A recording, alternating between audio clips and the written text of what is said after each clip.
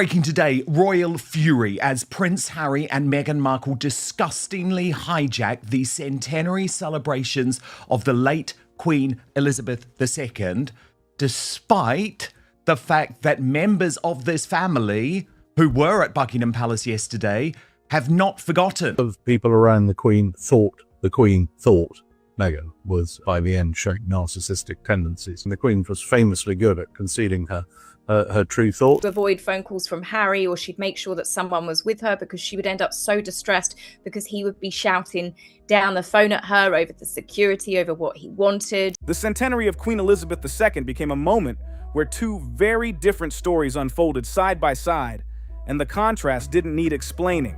It was all right there. At Buckingham Palace, the working royals gathered to honor the occasion in a deeply personal way. Catherine, Princess of Wales, shared a touching moment with 88-year-old George Cross recipient Tony Gladhill, who attended to fulfill his late wife's wish. It felt quiet, respectful, and truly emotional. No headlines needed to make it matter. But at that same time, a completely different kind of rollout was happening. Meghan Markle introduced a wave of influencer gift boxes, perfectly timed with the centenary. These packages featured candles inspired by royal titles, paired with handwritten style notes about afternoons picking flowers with Lilibet and cozy evenings with Archie and Harry. It looked polished, carefully staged, and built to grab attention fast. Meanwhile, Prince Harry made headlines through a media briefing that quickly raised eyebrows. He told Town & Country magazine he had sent flowers to the Queen's resting place at Windsor Castle. On the surface, it sounded thoughtful, but what came next made people question the moment. Exclusively told me it gives me PTSD. It's classic Meghan, literally a workplace psychopath, smiling to the public on one side of her face and glowering at you on the secret side. The woman treats anyone she has power over as totally disposable. You are just treated like a tradesman who is there to fix the toilet. The publication noted this wasn't the first time he had sent flowers. They also mentioned that in 2023, he had visited St. George's Chapel privately. That word, privately, stood out, especially when a press release followed to highlight the same visit. That's when things started to feel off. If something is truly private, why announce it right after? Once details are shared with journalists, the meaning shifts. What could have been a quiet tribute suddenly feels planned. Sending flowers to someone's resting place is usually personal, done out of love and respect, not for recognition, but once it's made public, especially with specific details, it stops being just remembrance. It starts to look like a move to shape perception, and that's where the real issue sits. It's not just about tradition, it's about how private moments and public gestures get blended together. The focus moves away from the act itself and onto the reaction it creates, and this moment doesn't stand alone. There had already been tension in earlier years, with reported disagreements and missed chances to reconnect during key moments. Add to that major public projects like a Netflix documentary and a memoir, bringing private matters into the spotlight. Robert Hardman, a well-known royal commentator with decades of experience, has followed these dynamics closely, and his perspective adds even more weight to how all of this is being viewed. He writes for the Daily Mail in a tone that stays measured, careful enough to protect long-term connections, but still sharp with insight. So when Robert Hardman speaks, it's not guesswork. It carries real weight. That's why his reporting about Queen Elizabeth II stands out so much. According to him, people close to her believe she had noticed concerning patterns in Meghan Markle's behavior. This wasn't framed as opinion. It was presented as information from her inner circle, shared quietly but clearly. What makes it more striking is how he describes the Queen's early approach. She wasn't distant at all. She put in real effort to figure out how Meghan could fit into royal life. Roles, responsibilities, and interests were all carefully considered. The goal was to build something meaningful and lasting. At first, those roles were accepted with excitement. But then, according to Hardman, everything shifted. In his words, they were torn up. Meghan Markle is now specifically making money and attempting to launch a business on the late Queen's nickname. That sudden turn didn't just confuse people, it sparked growing frustration behind palace walls. What started as quiet concern quickly became something heavier. Those closest to the Queen came to a firm belief. She felt let down. And this wasn't about one moment, it was about a pattern that became harder to ignore. This version of events also lines up with other reports from voices like Hugo Vickers and Lady Colin Campbell, who spoke about early concerns and stricter boundaries being put in place.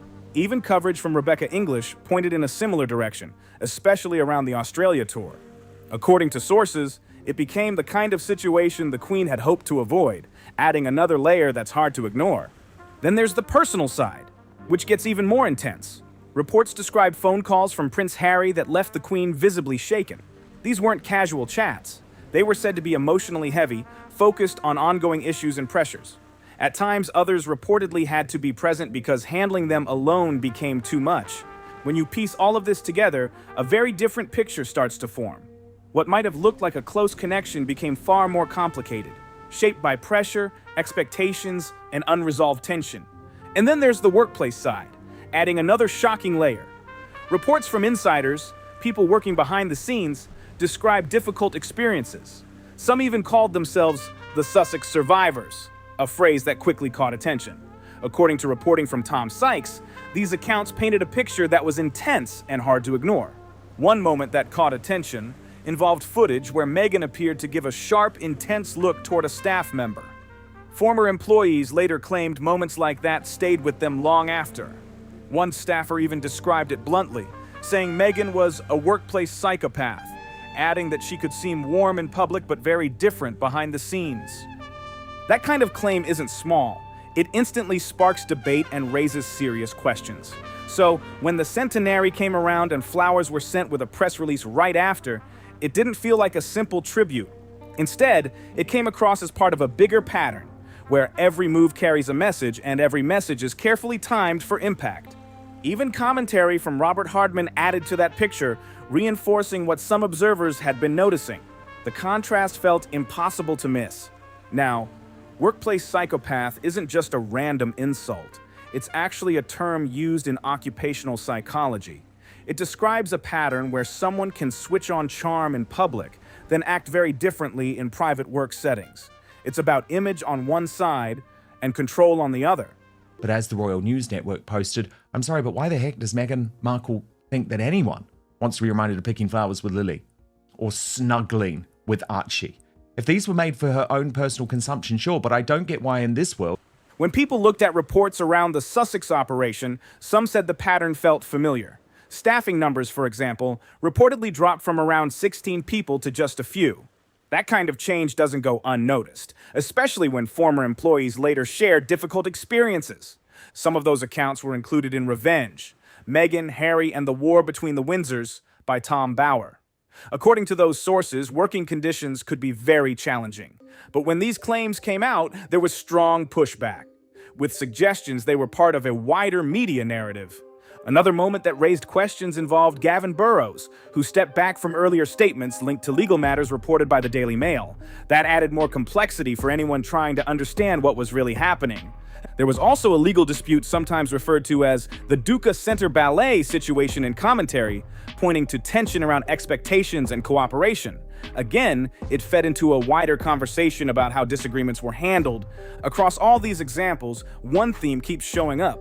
When working relationships break down, the response often includes strong denial, framing criticism as false or exaggerated. But at the same time, the number of separate accounts with similar claims has made it harder for some to ignore. And on that same centenary day, everything came into focus through a sharp contrast.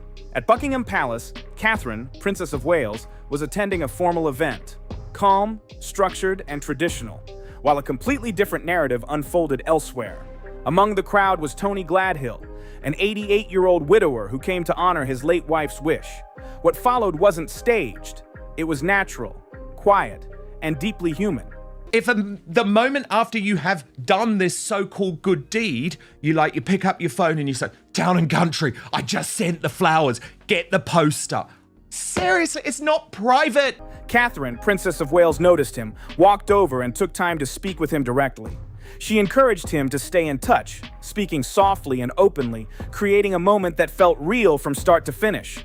At one point, she even admitted that large events can be difficult for her because of her naturally quiet voice. No polishing, no performance, just honesty. Cameras caught her gently holding his hands, giving him full attention. It didn't need headlines or promotion, it stood out because it was genuine. And that's what made the contrast hit even harder. While that moment unfolded naturally, other efforts tied to the same day followed a completely different style. Carefully timed promotions, polished messaging, and media moves built for visibility. On one side, there was a quiet interaction built on empathy and presence. On the other, a structured rollout filled with themed products, storytelling, and tight timing. The difference wasn't about words. It was about what people saw happen in real time. One scene showed tradition working through connection, respect, and sincerity. The other reflected a modern media approach focused on branding and control. Both played out on the same day, right in front of everyone, and the contrast spoke louder than anything else. Robert Hardman delivered his conclusion in a careful way, but the message behind it was clear. What he described wasn't guesswork. It reflected what insiders had reportedly been noticing over time. According to those close to Queen Elizabeth II, there was a growing sense of disappointment toward both Prince Harry and Meghan Markle. That feeling didn't appear overnight. It built slowly through years of tension, missed chances, and increasing distance. People around her watched the shift step by step, from a warm welcome and real effort to make things work, into something far more complicated. Over time, it became heavier.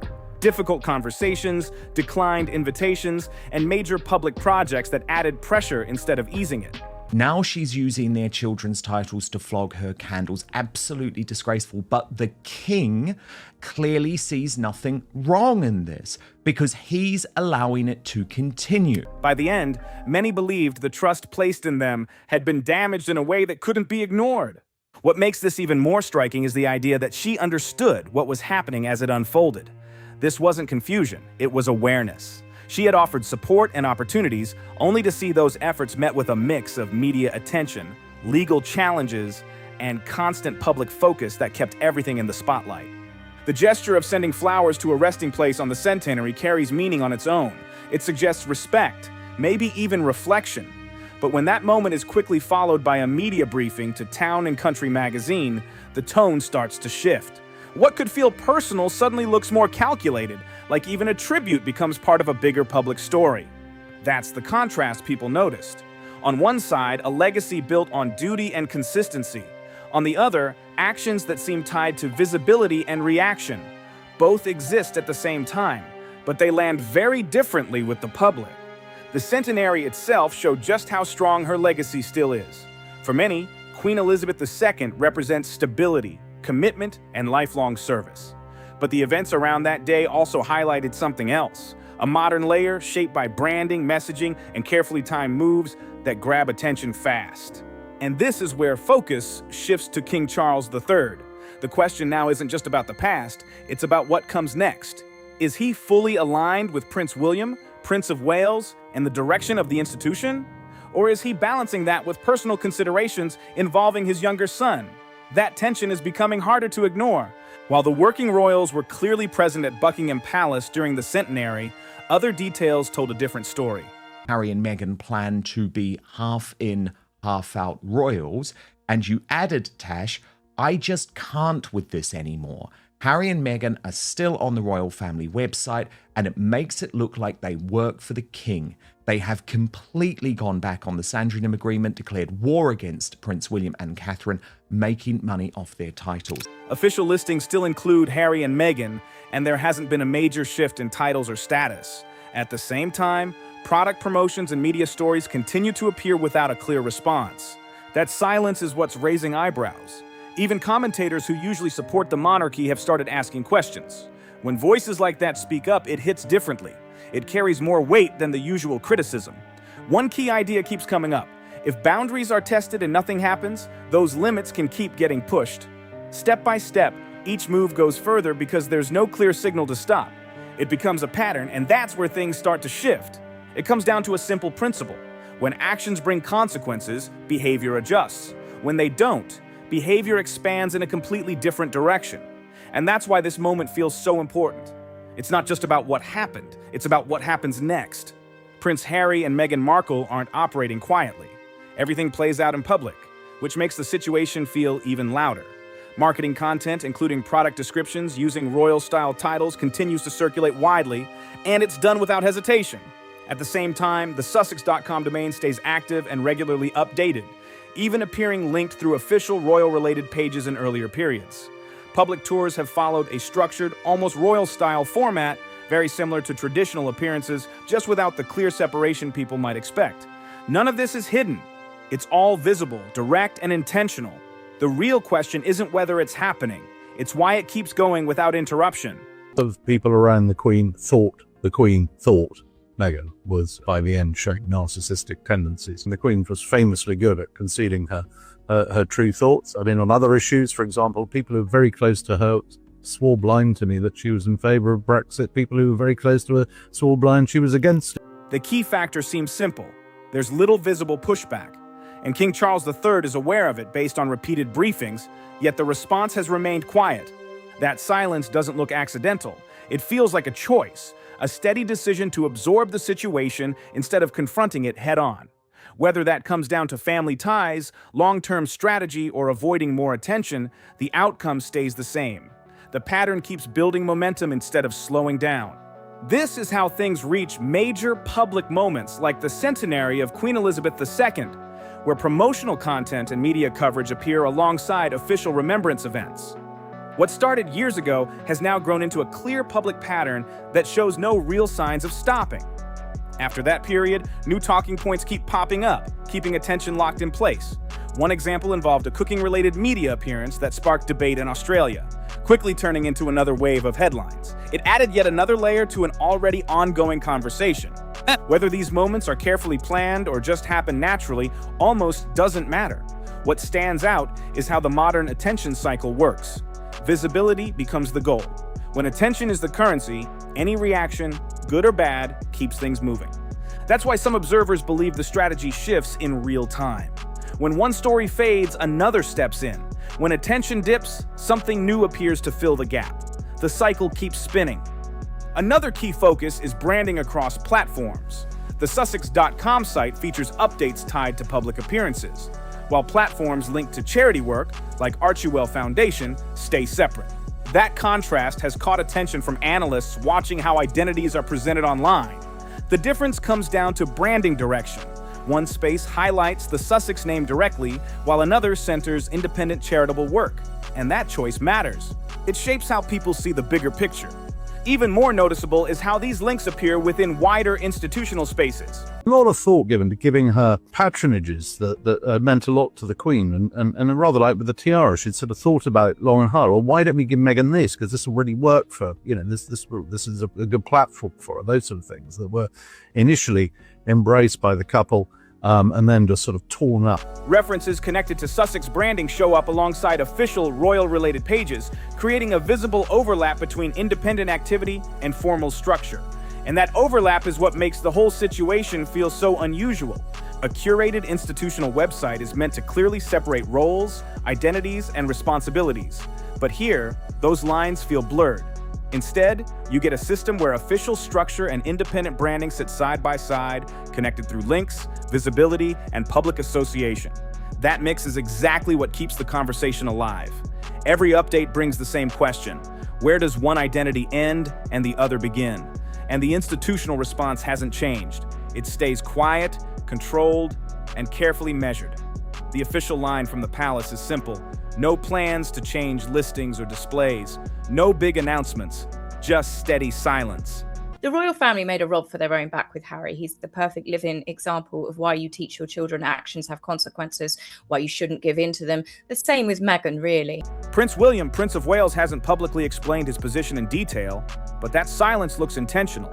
His approach toward his brother has been described as distant, where private matters stay private because anything shared could quickly become public. People close to him, including voices like Charlotte Griffiths, suggest his stance is clear through actions alone. Structured communication, no joint appearances, and strict separation in public events, all pointing to the same message: keep distance and stay controlled. From that view, the position is straightforward. Titles should be reviewed, listings adjusted, and agreements followed as set out in the Sandringham estate framework.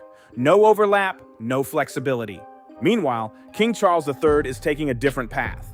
His approach has been described as absorbing pressure rather than escalating it, choosing stability over confrontation even when things get intense. That difference between father and heir creates a clear gap in direction. Catherine at Buckingham Palace yesterday talking to some lovely ladies about how difficult those events can be because it's so loud and she's got a soft voice. And it's just a really quick moment, but it is worth watching. I find these environments really hard. I've also got a very soft voice, and so I always get told this. One side focuses on long-term structure, the other on managing the present with caution, and that gap became especially visible during major events. On the centenary of Queen Elizabeth II, both approaches appeared at the same time. At Buckingham Palace, working royals attended formal commemorations, honoring her legacy with tradition and structure. At the same time, promotional activity tied to Sussex branding circulated publicly, with gift boxes, media messaging, and product descriptions using royal-linked references. The timing made the contrast impossible to ignore. And what makes it even more intense are claims about her final years. Reports suggest she was aware of rising tensions and faced emotional strain during difficult conversations behind the scenes. According to those accounts, efforts were made to manage access and reduce stress during sensitive periods. But despite that, the situation didn't stay contained. The centenary became the clearest snapshot of everything building over time. On the same day, two very different images were recorded. One was a formal moment of remembrance, quiet, respectful, rooted in tradition. The other was a fast-moving media cycle driven by attention, timing, and visibility. Even the smallest details now sit side by side in history. A gentle moment between Catherine, Princess of Wales, and Tony Gladhill at the palace exists in the same space as influencer deliveries and media briefings tied to Sussex branding. And that contrast defines the entire moment. Exclusively told me it gives me PTSD. It's classic Meghan, literally a workplace psychopath, smiling to the public on one side of her face and glowering at you on the secret side. The woman treats anyone she has power over as totally disposable. You are just treated like a tradesman who is there to fix the toilet. It's not about opinion, it's about what was seen. One side represents continuity and ceremony. The other reflects modern branding and attention-driven communication. Both unfolded at the same time, fully visible, and together, they created a lasting snapshot of two worlds colliding in plain sight. Got something to say about this? Drop your thoughts in the comments and let's get into it. If this breakdown made you see things differently, hit subscribe so you don't miss what's coming next. Tap that like button and share this with someone who needs to hear it.